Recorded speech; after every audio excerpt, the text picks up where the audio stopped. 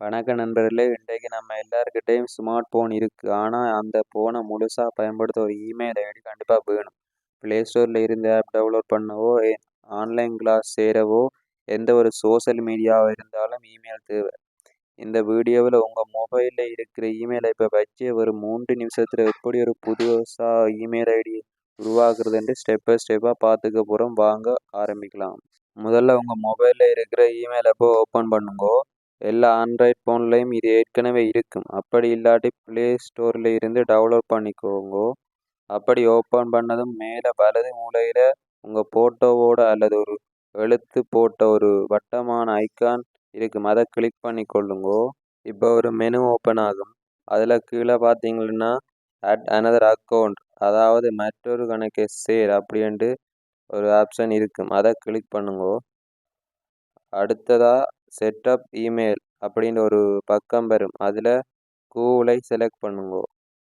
கொஞ்ச நேரம் கழிச்சு கூகுளோட லாகின் பக்கம் வரும். இதில் நம்ம புதுசாக கணக்கு உருவாக்க போகிறதால கீழே இடது பக்கம் இருக்கிற கிரியேட் அக்கௌண்ட் பட்டனை அழுத்துங்க.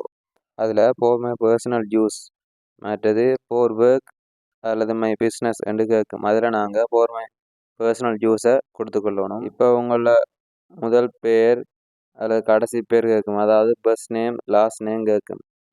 இது கட்டாயம் இல்லை. நெக்ஸ்ட்டை கொடுத்துக்கொள்ளலாம். அடுத்த உங்களோட பிறந்த தேதி,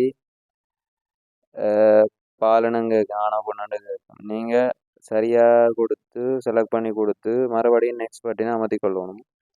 இதுதான் முக்கியமானது. உங்களுக்கான இமெயில் முகவரியை நீங்கள் தேர்ந்தெடுக்கணும்.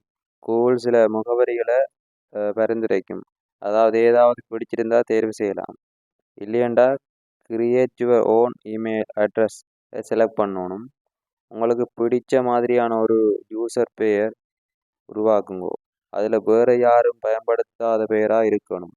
அது சரியண்டா நெக்ஸ்ட்டை கொடுங்க. அடுத்தது உங்களை கணக்கில் ஒரு வலுவான பாஸ்வேர்டு உருவாக்கணும். மறக்காதமான உங்கள் பாஸ்வேர்டில் இருக்கிற எழுத்துக்கள், எண்கள், குறியீடுகள் எல்லாம் கலந்து இருக்கிற மாதிரியான எழுத்துக்களாக இருக்கணும். அப்போதுதான் உங்கள் அக்கௌண்ட் ரொம்ப பாதுகாப்பாக இருக்கும்.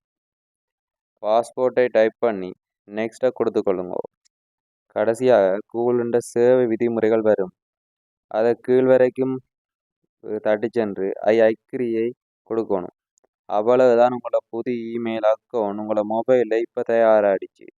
இனி நீங்கள் இந்த இமெயில் ஐடியை எங்கே வேண்டாலும் பயன்படுத்தலாம். ஓகே, இந்த வீடியோ பிடிச்சிருந்தால் லைக் பண்ணுங்க, உங்கள் நண்பர்களுக்கு ஷேர் பண்ணுங்க, மறக்காமல் நம்ம சேனலை சப்ஸ்கிரைப் பண்ணுங்க. நன்றி.